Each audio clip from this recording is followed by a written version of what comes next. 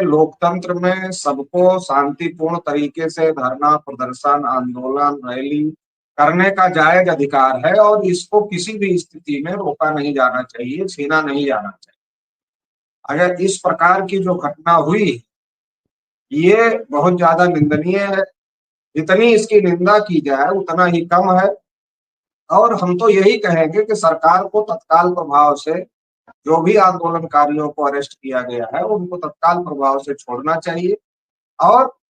जो आंदोलनकारी हैं अगर वो आंदोलन करना चाहते हैं तो वो अपना आंदोलन आगे जारी रखें, क्योंकि ये हमारा लोकतांत्रिक अधिकार है, इसको कोई रोक नहीं सकता है।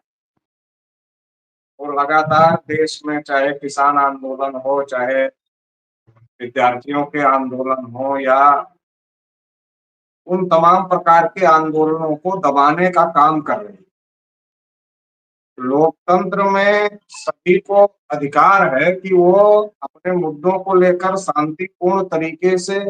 आंदोलन कर सकता है। भारतीय जनता पार्टी आरएसएस के लोग या भी कोई भी पार्टी के लोग जो सत्ता तक पहुंचे हैं वो आंदोलनों के माध्यम से ही पहुंचे। लेकिन बड़ी विडंबना है कि जो लोग तमाम प्रकार के आंदोलनों के माध्यम से सत्ता तक पहुंचे वही लोग जब उनके खिलाफ, उनकी सरकार के खिलाफ जब आंदोलन होते हैं तो उसको बेरहमी से कुचलने का काम करते हैं, आंदोलनकारियों को परेशान करने का काम करते हैं, उनको जेल में डालने का काम करते हैं, उनको तोड़ने की कोशिश करते हैं, उनके आंदोलन में फूट डालने की कोशिश करते हैं। तो ये एक बहुत बड़ी साजिश का हिस्सा है। सबसे जो ज्यादा गंभीर बात है वो गंभीर बात यह है कि तथागत बुद्ध और सम्राट अशोक की जो विरासत, वो इस देश की गौरवशाली विरासत, और उस विरासत को लेकर जब कोई आंदोलन होता है, कोई संघर्ष होता है तो पूरी दुनिया में उस बात को लेकर के चर्चा होती है कि तथागत बुद्ध के देश में ही उनको मानने वाले लोगों के साथ, उनके अनुयायियों के साथ क्या हो रहा है, ये पूरी दुनिया के लिए एक चर्चा का विषय होता है। तो ये बहुत ही गंभीर बात है कि हमारे तमाम नेता जब विदेश में जाते हैं, यहाँ तक कि देश के प्रधानमंत्री जब विदेश में जाते हैं तो तथागत बुद्ध और सम्राट अशोक की बात करते हैं, लेकिन अपने ही देश में जिस प्रकार से बौद्ध भिक्षुओं के साथ हो या आंदोलनकारियों के साथ हो, जिस प्रकार का बर्ताव हो रहा है, ये निश्चित रूप से किसी भी स्थिति में इसको जायज नहीं ठहराया जा सकता है। और ये सरकार के द्वारा आंदोलन को दबाने का, आंदोलनकारियों को दबाने की साजिश है। तो इसलिए देश में इस आंदोलन को चलाने वाले लोगों को और ज्यादा मजबूती के साथ में इस आंदोलन के समर्थन में खड़ा होना चाहिए, ताकि जो दुश्मन इस आंदोलन को दबाने की कोशिश कर रहा है उसको दबाने में वो नाकामयाब हो और ये आंदोलन सफल। जी,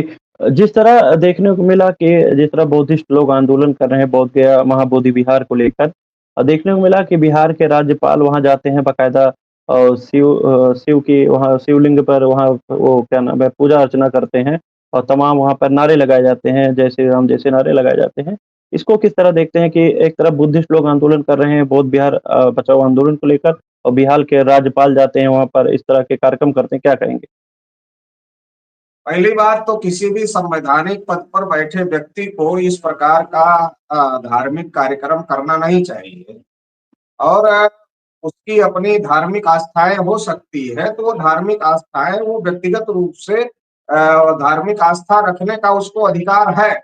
लेकिन सार्वजनिक रूप से हो हल्ला करने का और हो हल्ला करके किसी एक धर्म का पक्षपाती रवैया दिखाने का जो प्रयास होता है या उसके द्वारा इस प्रकार का काम किया जाता है कि लोगों को लगता है कि वो किसी विशेष धर्म का पक्ष ले रहा है, तो ये भारत का जो संविधान है, भारत का जो लोकतंत्र है और भारत की जो सेकुलर विचारधारा है उसके लिए ये नुकसानदायक। और जहां तक बिहार के राष्ट्रपति हैं वो बिहार के राज्यपाल हैं, वो तो बिहार के राज्यपाल तो मुस्लिम समुदाय से आते, तो एक मुस्लिम समुदाय से आने वाला व्यक्ति अगर इस प्रकार का काम कर रहा है, देश भर में मुसलमानों के तमाम संस्थाओं को लेकर और मुसलमानों के तमाम अधिकारों को लेकर जिस प्रकार से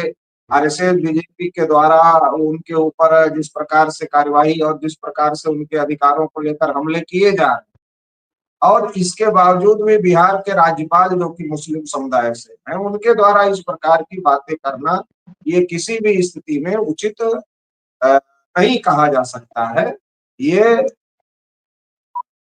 ये इस बात को दर्शाता है कि कितने ज्यादा हम अपने जो लोकतांत्रिक मूल्य हैं, जो संवैधानिक मूल्य हैं, उसको हम कितना ज्यादा उसको खोते जा रहे हैं, और किस हद तक हम लोग जो संवैधानिक पद पर बैठे लोग हैं, वो किस हद तक जा सकते जी। सर क्या कहेंगे जिन भंते को अभी जेल में डाला गया है, विनय चार्य जी को जो आंदोलन का लीड कर रहे थे, उनको बिहार सरकार के जो पुलिस प्रशासन है, जेल में डाल दिया है। उसको लेकर क्या कहेंगे और क्या मांग है आपकी? देखिए, लोकतंत्र में सबको शांतिपूर्ण तरीके से धरना, प्रदर्शन, आंदोलन, रैली करने का जायज अधिकार है, और इसको किसी भी स्थिति में रोका नहीं जाना चाहिए, छीना नहीं जाना चाहिए। अगर इस प्रकार की जो घटना हुई, ये बहुत ज्यादा निंदनीय है। जितनी इसकी निंदा की जाए उतना ही कम है, और हम तो यही कहेंगे कि सरकार को तत्काल प्रभाव से जो भी आंदोलनकारियों को अरेस्ट किया गया है, उनको तत्काल प्रभाव से छोड़ना चाहिए, और जो आंदोलनकारी हैं, अगर वो आंदोलन करना चाहते हैं, तो वो अपना आंदोलन आगे जारी रखें, क्योंकि ये हमारा लोकतांत्रिक अधिकार है, इसको कोई रोक नहीं सकता है। जी, जी। और तो साथियों जो भी सरकार अगर इसको रोकने की कोशिश करेगी, तो इससे जनता में बड़ा विद्रोह सरकार के खिलाफ खड़ा होगा, कि जो आने वाले समय में और आने वाले चुनावों में सरकार के लिए ज्यादा नुकसानदायक। जी, जी। तो साथियों लोगों हमारे साथ चौधरी जी, जी। लोगों में जी, ब आक्रोश है, और आक्रोश पहले से ही है लोगों में, जिस प्रकार से धार्मिक संस्थाओं में जिस प्रकार का हस्तक्षेप